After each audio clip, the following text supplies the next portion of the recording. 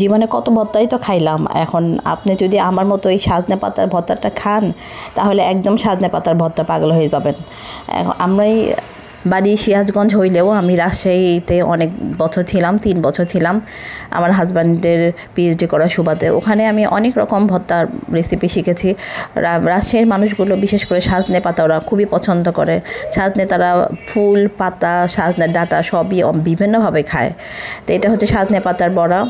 আপনারা হচ্ছে সজনে পাতা প্রথমে আপনার তেলের ভিতরে পেঁয়াজ রসুন ভেজে নেবেন। আপনারা তেলের ভিতরে পেঁয়াজ রসুন আর কাঁচামরিচ ভেজে নেবেন। তারপরে ওর ভিতরে হচ্ছে একটুখানি মসুরের ডাল আর হচ্ছে বুটের ডাল আপনারা আগেই দিয়ে একটু ভিজিয়ে রাখবেন, ওটা দিবেন তেলের ভিতরে।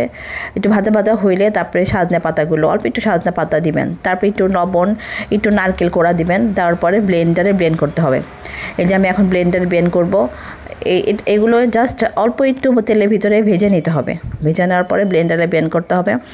ব্লেন্ড করার পরে তারপরে যখন জিনিসটা একদম ভর্তা হয়ে যাবে তারপরে সরষা ফোড়ন দিয়ে তেলে দিতে হবে। এতটুকুই। কিন্তু আপনার খাওয়ার সময় অল্প একটু তেঁতুলও কিন্তু দিতে হবে। আমি অল্প একটু তেঁতুলও দিয়েছি। তেঁতুলের বিচিগুলো ফেলে দিয়ে ব্লেন্ড করতে হবে। তাকে খাওয়ার সময় মনে হবে যে এটা হচ্ছে আপনি কি খাচ্ছেন, মনেই হবে না যে এটা সজনা পাতার ভর্তা খাচ্ছেন। আপনারা মুসুরের ডাল আর বুটের ডাল দুটাই দিবেন। অনেকক্ষণ আগেই ভিজিয়ে রাখবেন। ভিজিয়ে রাখলে হবে কি জিনিসটা একটু সেদ্ধ মানে হালকা নরম হয়ে যাবে, তখন ব্লেন্ডারে ব্লেন্ড করতে ভালো হবে। তা আপনারা এইভাবে বাসায় বানিয়ে খেয়ে জানাবেন ভর্তাটা কেমন লাগলো।